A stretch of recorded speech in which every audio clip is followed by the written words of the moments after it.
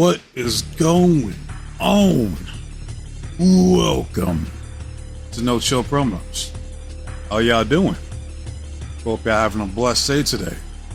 And before I chop it up about Christian Cage, I just want to do a quick shout out to all subscribers to the channel and to the followers on Rumble. I went from 27 to 31. That's what I love to see. I love it, man. That shit makes me so happy. You guys have no idea. I got an email stating that my channel views is over 4,500, and now my Booker T video has surpassed my Opa Femi video as the most viewed video on the channel so far. I was not expecting to see that kind of reception. Like, all I wanted to do was just get my honest take on Booker T and his commentary. So what I plan on doing is making a poll, posting it in the community post to see what you guys think once and for all. You guys can only choose one commentator between Michael Cole and Booker T. So I'm interested to see what the results are going to be. Let's move on to the topic at hand. And that's Christian Cage and why I feel that he is the true face of AEW. I was watching the Patriarchy segment on Collision. I didn't watch the full episode because I was busy on Saturday, but I seen it popped up on my timeline, and I'm watching this clip, and I'm looking at Christian. I'm like, why the fuck does he feel like he's more of a world champion than Swerve Strickland does? That ain't right. I mean, maybe it was just me. It's the way he carries himself, the way he walks down to the ring with such a demeanor, like he's a shit. He knows that he's the man in AEW, or the crowd control. You guys shut your damn mouths while I conduct my business. You know, and the crowd boos the shit out of him. Boo, boo, Christian, you suck, boo. Easily the best heel in AEW. It's not even close. Oh, well, what about MJF? Oh, triple MJF, huh? Maxwell Jacob Friedman. Man that's been doing the same shtick for the past 5 years. He gets on the mic, he's either talking about how Jewish he is, he's stating the obvious, or he's fucking yelling for no fucking reason. MJS promos be like, oh, let's take a look at Okada, shall we? He's a skinny fat ass that eats corn on the cobs the long way. Then there's Roosh and our AEW World Champion Swerve Strickland. And those guys can't talk for shit. Alright, and let me not forget about the Cockney cockhead, Will Ospreay. Bruv, you think you're the best wrestler in the world? I'm the fucking best fucking wrestler in the fucking world! Like, bruv, alright, just because you yell that you're the best wrestler in the world 1,000 times doesn't mean that you are, right? Tranquilo. Relax, buddy. Calm the fuck down. And then there's Christian, who's cool, calm, and collected. He looks at Daniel Garcia, and he's like, so, Danny, I heard about your father, but your father's dead.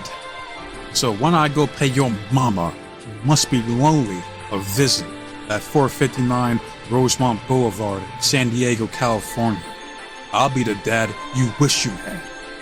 Christian doesn't have to yell in order to get his point across, to convey to the audience that he's a condescending asshole.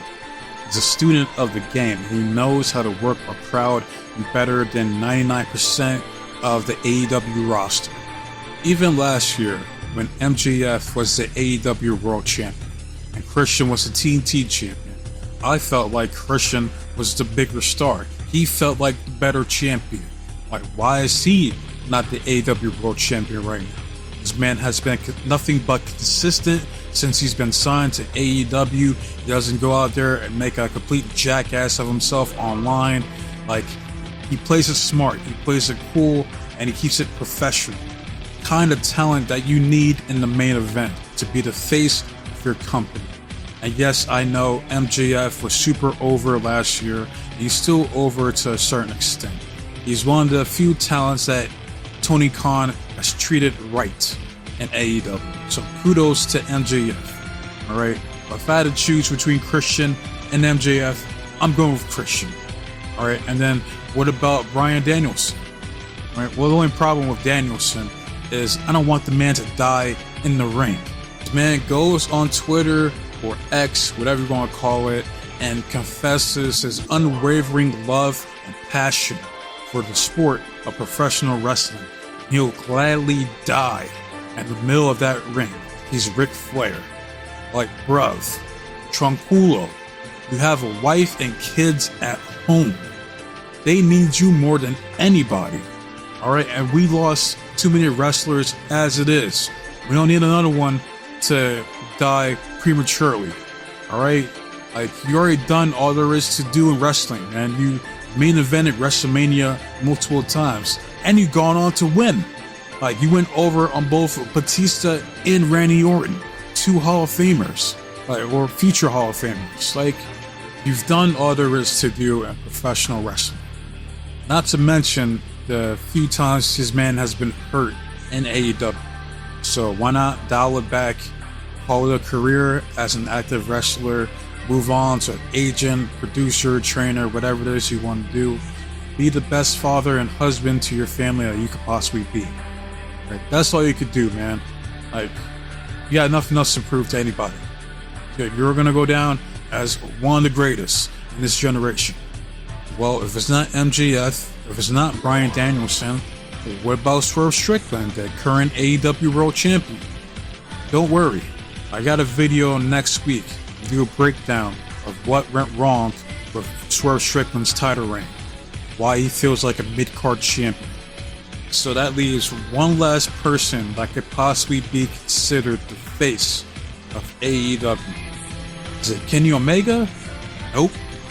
He's injured. Is it freshly squeezed Orange Cassidy? Nope. He's a meme. Just because he's one of con man's favorites doesn't mean he's the face of the fucking company. I'm talking about Jon Moxley. Alright? The problem with Moxley is that he's on too much bullshit. This man has gone over way too many fucking times than he should have. Case in point with Konosuke Takeshita. I already made a video breaking that down on why Konosuke should have won. He chokes out Powerhouse Hobbs out of all people, and that visual still pisses me off to this day. How the fuck does Oscar from Hey Arnold choke out someone that looks like Powerhouse Hobbs? That's some fucking bullshit. And not to mention, this man decides to go over it and end Orange Cassidy's international title reign. All OC wanted to do was beat Jon Moxley before he drops the title. Moxley said, fuck that shit. That don't work for me, brother. So he ends OC's title reign to only then get dropped on his fucking head by Penta to then give it right back to Orange Cassidy. So maybe karma's a bitch. Maybe your ass should just put OC over in the first place and you wouldn't have got dropped on your head. So in my opinion, I would take Christian Cage over the previous 3 I just mentioned to be the face of AEW. And just look at what he's doing with the Patriarchy. You got Nick Wayne and Luchasaurus. Alright, and I know people talk shit about Nick Wayne. Does he look like an extra in a Mr. Beast video? Yes. Does he look like a YouTuber that would do like an overnight challenge at a haunted house or mansion? Yes.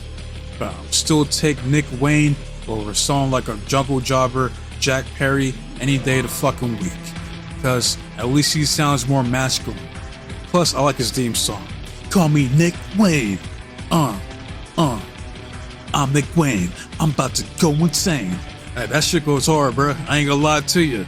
That's one of my favorite theme songs in AEW right now. Easily. And considering how young he is, which I think he's gonna be like 19 this year, if not already, he's very good in the ring. And he's only gonna get better. So yeah, easily I'll take fucking Nick Wayne over Jack Perry. Fuck that shit. And we get to see the MILF that is Mama Wayne each week during these segments. And I'll never get tired of seeing that cougar, her fine self on TV. And last but not least, that leaves Luchasaurus, one of my favorites in AEW. I think that there's potential in Luchasaurus that has not been tapped in yet. And I'm not calling him Killswitch, that's fucking dumb. Alright, stupid fucking name. I'm not calling him Killswitch, it's Luchasaurus. Alright, I want to see how the story plays out between Christian Cage and Luchasaurus. Are we finally going to get a run without the mask? Because I think that's the key on pushing this man. right? He's one of the bigger guys on the roster. He's pretty agile for his size. I mean, he has a unique look. So why not try to push him, man? Like, do something with this dude. And I think that's why Christian Cage took these two under his wing, to guide them, to mold them, to be the best that they can be. And who better to learn under than Christian Cage? You know, the sad thing is, Christian Cage could have been a bigger star than what he is right now. Christian was unfortunately a victim of pettiness of the highest degree from the head honcho of the WWE, Vince McMahon. Oh, I think he's ugly. I don't like his face. Put a boot dot over his face. Yeah. Okay, pal. Back in 04 to 05, this man should have been in the main event. Should have been a world heavyweight champion back then. But unfortunately, because of his looks, he wasn't cosmetically pleasing enough to Vince. Therefore, he did not get pushed. What a retarded reason not to push someone. But hey, that's Vince for you. If you don't like it, you ain't getting pushed. So I'll give Tom Man credit for treating Christian like the top star that he is. Now, the only thing left for Christian to do is to win the world title at some point while he's there.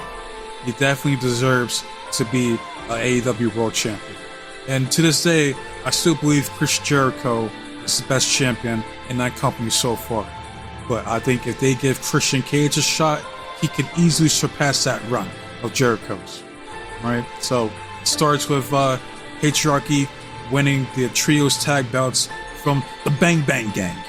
Alright, and I'm sorry, Jay Caucasian and, you know, the Guns and my nigga Juice Robinson, but you gotta come off those titles, bro. Alright, this is from the greater good. I need Christian to win that belt at some point. And this is the first stepping stone in order to make that happen. So now I want to hear from you guys. Who do you guys feel is the true face of AEW? And what's your reasons as to why that is in the comment section? Love it, hate it, comment, subscribe to the channel. It's all the same to me. I just want to see the engagement. I want to see the feedback. I want to know what you guys think. So I make these videos. And I'm seeing more likes, I'm seeing more comments. That's exactly what I'm talking about. That's all I want to see. That's all I ask from you guys, the viewers. You know, the real heroes, that 1%. You know, I have all the content creators out here, you guys choose to watch my content. That means a lot to me. Keep saying it every video, because I mean it. So, my next videos like that coming out Thursday be Ash by Elegance. I also got the DPW and Marigo reviews this weekend, and I gotta watch GCW's Hit 'Em Up. I know they had a show, things like a couple days ago, so I'm gonna review that too. And I got some other videos in the works as well, but that's for next week. So, I waste enough of you guys' time. Be safe, be blessed, take care of yourself. I'm out this bitch. Till next time, adios.